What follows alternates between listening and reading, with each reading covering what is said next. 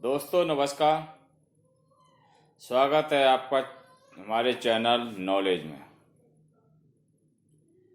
आज मैं आपको ले जाऊंगा बिजनेस आइडियाज की ओर, जो ना कि youth, senior senior citizen, youngster, male female सभी के लिए बहुत ही उपयोगी है। दोस्तों, अक्सर हम सभी के माइंड में ये रहता है कि मुझे क्या बिजनेस करना चाहिए, मैं कौन सा बिजनेस कर सकता हूँ, क्या इस बिजनेस में मुझे सफलता मिलेगी, इसके लिए कितने इन्वेस्टमेंट की जरूरत होगी, इसका इंफ्रा क्या होगा, इस बिजनेस को कैसे किया जाएगा। ये बहुत सारे क्वेश्चंस होते हैं बिजनेस को लेके, और हम सब इन्हीं क्वेश्चनों के भ्रमजाल में फंस जाते हैं और अपने बिजनेस को स्टार्ट भी नहीं कर पाते हैं। तो दोस्तों, ये क्वेश्चनों का जाल तो है ही, इन क्वेश्चनों को ध्यान में भी रखना चाहिए और उन्हीं क्वेश्चनों को ध्यान में रखते हुए आप अपना बिजनेस स्टार्ट करना चाहिए आपको। बट अब सबसे बड़ा क्वेश्चन ये है कि आपको कौन सा बिजनेस करना चाहिए। ये पर्सन टू पर्सन वेरी करता है, और बिजनेस चलेगा नहीं चलेगा, क्या इसमें मुझे फायदा होगा, क्या नुकसान होगा, ये बहुत सारी चीजें हैं। और ये बहुत सारी चीजें आपके बिजनेस, आपकी स्ट्रेटजी, आपकी प्लानिंग पर डिपेंड करती हैं। ये नहीं है कि आपने बिजनेस किया वो चल ही जाएगा, और ये भी नहीं है कि आपने जो बिजनेस किया वो चलेगा भी नहीं। तो दोनों बातें हैं यहाँ पे।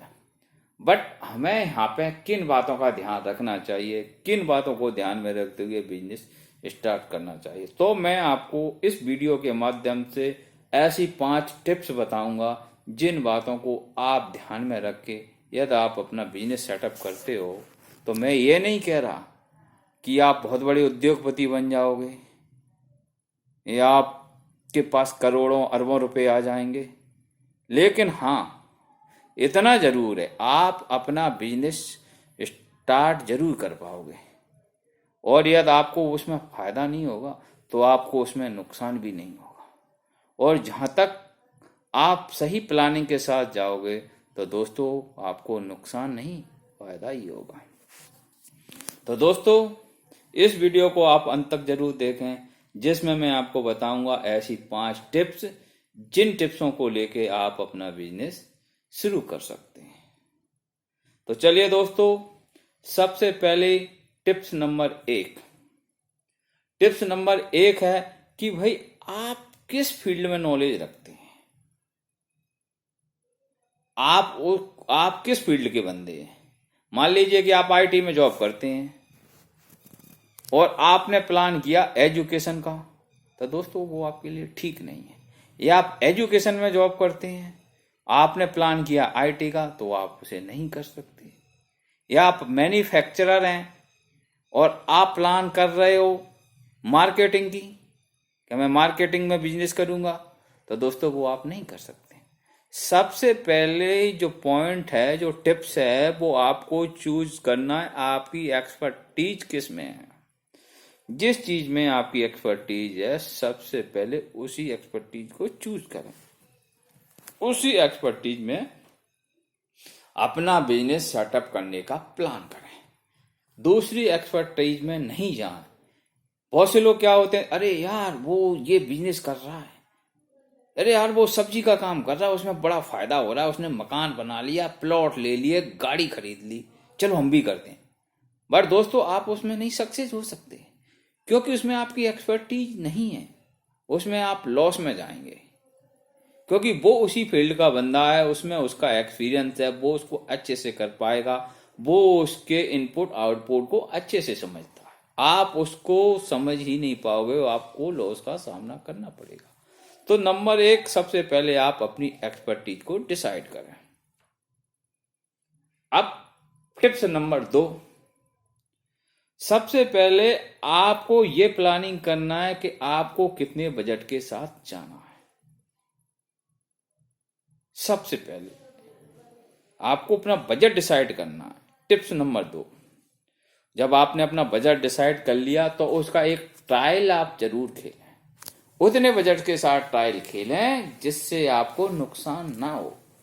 पूरा बजट आप उसमें ना लगाएं, नहीं तो आप बहुत बड़े लॉस का सामना आपको करना पड़ेगा। उतना बजट लगाएं जिससे आपका फायदा नहीं हो तो नुकसान भी ना हो। चलिए अब टिप्स नंबर 3।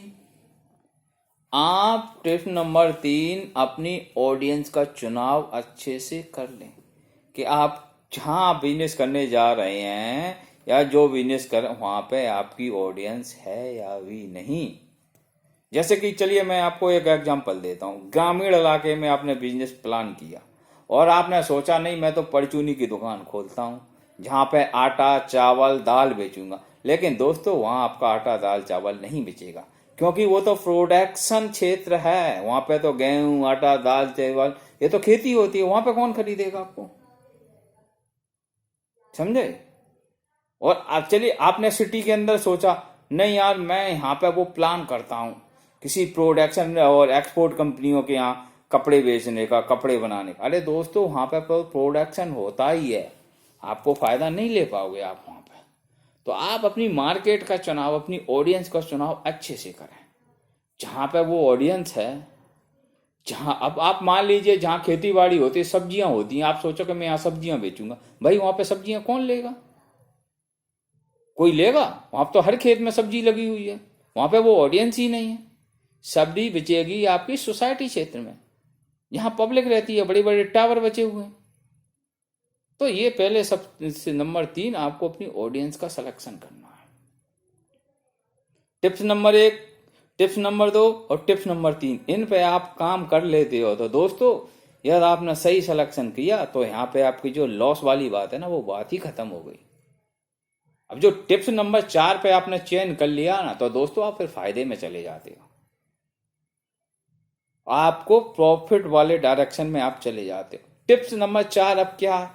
टिप्स नंबर 4 ये है कि आप जो लेटेस्ट टेक्नोलॉजी है उसका आप इस्तेमाल कर रहे हो या नहीं कर रहे हो। अब मैं चलिए हम लेटेस्ट टेक्नोलॉजी की बात कर लेते हैं।